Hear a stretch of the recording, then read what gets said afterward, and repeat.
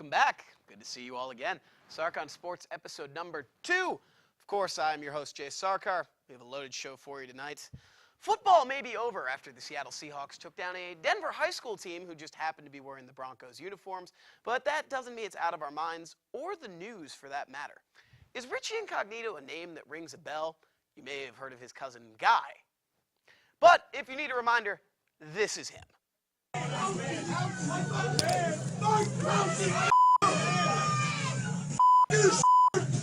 Holy crap, was that Billy Bob from Varsity Blues all grown up? Incognito's name reemerged last week when criminal attorney Ted Wells released his independent investigation to the NFL regarding allegations of harassment and misconduct within the Miami Dolphins locker room. The harasser was Incognito, and his victim was fellow offensive lineman Jonathan Martin, who left the team in October due to the severity of the situation. We now have a better idea of what happened. Wells says his inquiry found Martin was routinely taunted and ridiculed. The other player, whose name was not released, was subjected to homophobic name-calling and improper physical touching, while the assistant trainer was subjected to racial slurs. Now, before the report even came out, Incognito tried to save himself on Twitter, which went about as well as the time Patrick Starr tried to destroy the Bikini Bottom Valentine's Carnival. Hard on stick must die! Hard on stick must die! None like a little post-Valentine's Day humor. However, just this past Tuesday, Incognito attempted the all-important Twitter redemption, but football fans and the media gave him this in return. You lose! Good day, sir! The report stated that Incognito's vile treatment of Martin, including verbal harassment and lewd remarks, caused him to spiral into a deep depression, and he sent the following message to his mother during organized team activities in April 2013. I figured out a major source of my anxiety. I'm a pushover, a people pleaser. I avoid confrontation whenever I can. I always want everyone to like me. I let people talk about me, say anything to my face, and I just take it, laugh it off, even when I know they're intentionally trying to disrespect me. I mostly blame the soft schools I went to, which fostered within me a feeling that I'm a huge... I can't say that on TV.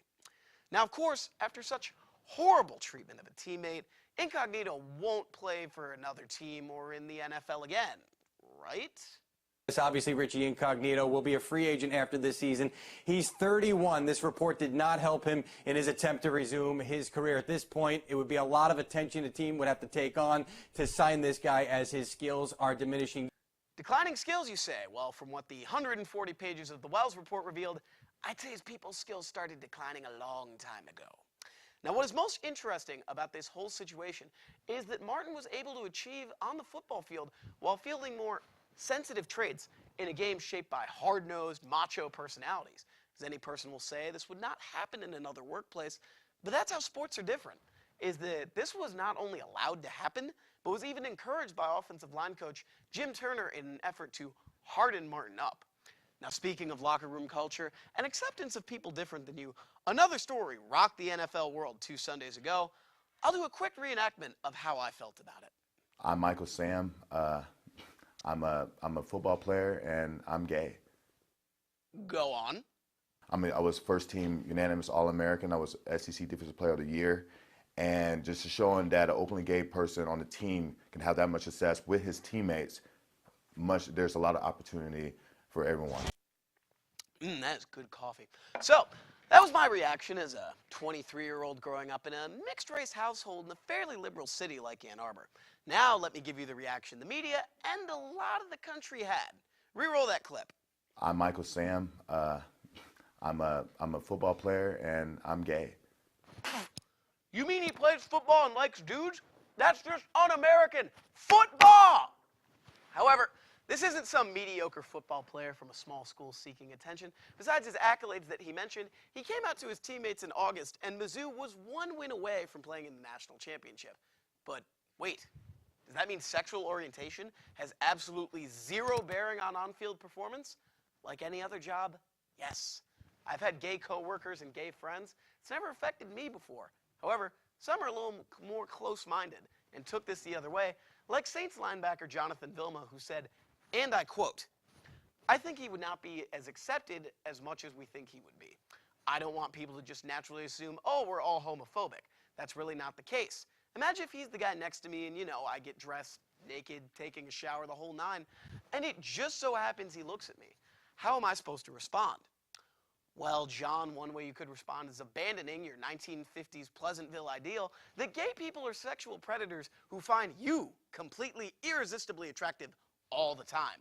However, it should be clarified Vilma did make those comments before Sam's announcement, but if Sam's drafted by the Saints, well, we're just going to cross that bridge later. Now, this was a landmark decision by Sam, and it was treated as such by the media. But by the next morning, it was the only narrative that ESPN and every other network wanted to talk about. Every 20 minutes, it was Michael Sam is gay. How will Michael Sam's draft stock be affected by this? And on and on. What bothered me is the focus now was no longer the fact that Sam was a high-motor, undersized linebacker trying to make a roster, most likely as a middle-round draft pick, but the fact that him being a homosexual is the only thing worth talking about. Speaking of that, SI's Pete Thamel published an article where 8 anonymous NFL personnel men with teams all said Sam's stock would drop due to his decision to come out and the fact that he is gay.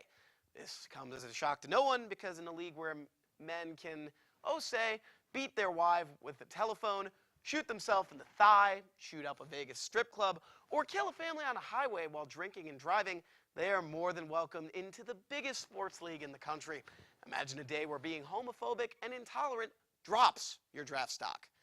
I know that the society we live in still does not always accept things that are perceived as abnormal, but Michael Sam, you are a young man deserving of respect, and I know that your performance on the football field will dictate how people will remember you.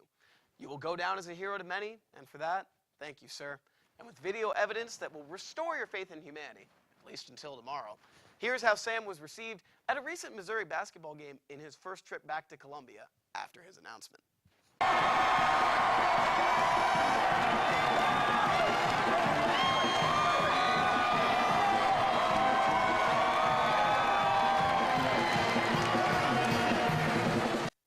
We'll be right back.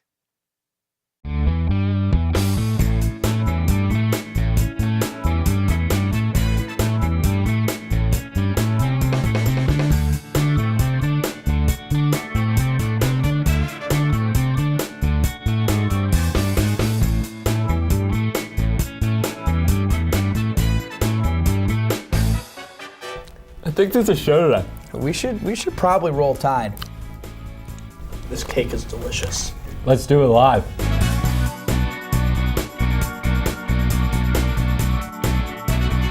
Welcome back. In the last segment, we talked about Michael Sam and the idea of him as a hero. The Olympics are also a time when we discuss national heroes. We're talking Winter Olympics, and they're coming to you straight out of Sochi.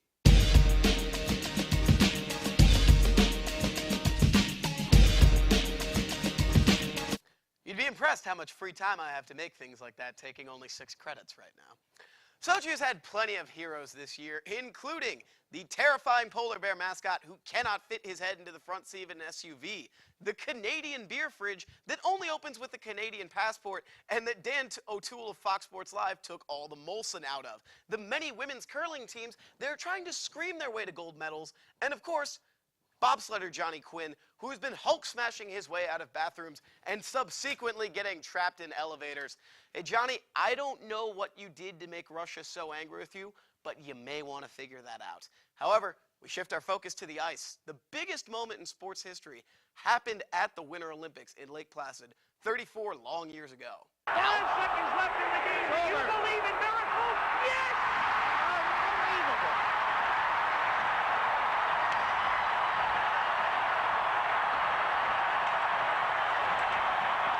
On Saturday morning, while an entire nation watched or slept or watched House of Cards Season 2, I don't have the ratings information for the game, another young man carved his name into the ice.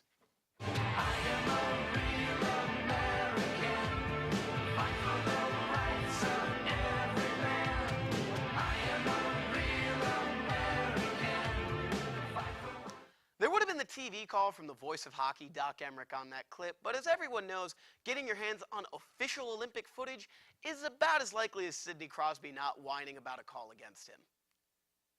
However, back to TJ Oshie. What a fun name to say. Who is this young man, you ask? He's a forward for the St. Louis Blues. Remember that? St. Louis has a hockey team, which people would know if they still watch the NHL. I actually watched him terrorize my hometown Red Wings in person starting the day he scored his first NHL goal in October of 2008. Stepniak with it. Throws one to the corner for McDonald. And then back on the line, Correa. Correa lets it go. He scores! And they have hit shot for Oshie. And it's 4-3. I think that's going to be TJ Oshie's first career National Hockey League goal. Thank you, conference realignment.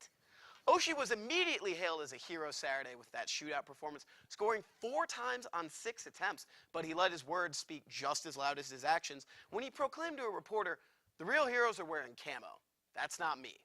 Look at that. He just endeared himself to the entire country and is humble too. The next question will be, how will Oshie handle the economy and healthcare when he's elected president in 2024? Cue the overly patriotic music. We'll be right back.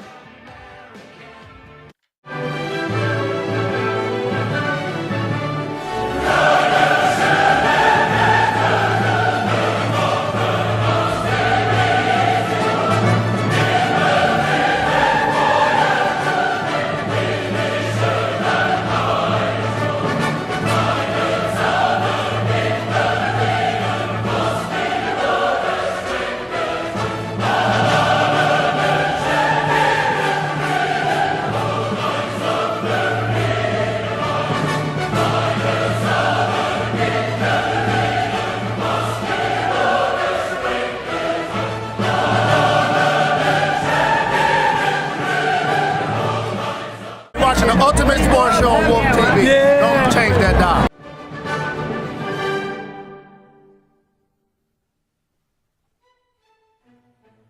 That is our show, ladies and gentlemen. As always, if you want more of my take on the latest in sports, follow me on Twitter, JD Sarkar. Be sure to watch Ultimate Sports Show next week. We're going on spring break, so we will be on an extended hiatus, but we'll return in March. Thanks for stopping by, and we'll see you soon. However, before we go, in honor of the Michigan basketball team beating Ohio State last Tuesday in Columbus, I'll leave you with this. I'll take U.S. cities for 200. With a population of 104,000, this city, indicated on the map, is the smallest to boast an NFL franchise. Maria. What is Detroit? No. Alex. What is Green Bay? Green Bay.